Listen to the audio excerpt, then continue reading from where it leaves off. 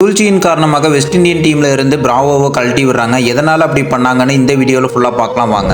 சின்ன வயசுல இருந்தே நம்ம எப்படியாவது லாராவை மீட் பண்ணிடணும்னு நினைக்கிறாரு பிராவோ. ஸோ அதே மாதிரி 2004 இங்கிலாந்துக்கு எதிரான ஃபர்ஸ்ட் இன்டர்நேஷனல் மேட்ச் விளையாடும் போது லாராவை மீட் பண்ணிடுறாரு.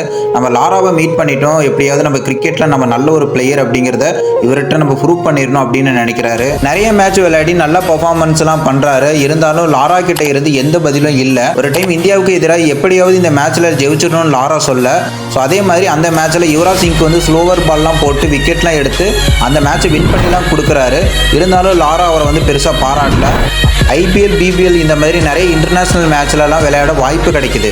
இதெல்லாம் ஒரு பக்கம் நடந்தாலும் திடீர்னு வெஸ்ட் இண்டியன் டீம் பிராவோவை 27 வயசுல டெஸ்ட் மேட்ச்லையும் 31 வயசுல ஓடிஐ மேட்ச்லையும் பர்மனெண்ட்டாக தூக்கிடுறாங்க.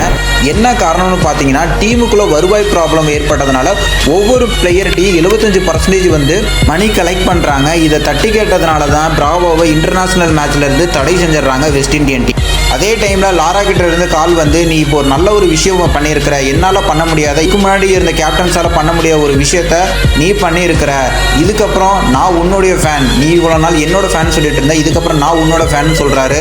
இதுக்கப்புறம் பிராவோ இதை கேட்டுட்டு இன்னும் பூஸ்டப் ஆகிட்டு இன்னும் நிறைய மேட்சஸ்லாம் விளையாண்டு பல ரெக்கார்ட் பண்ணுறாரு.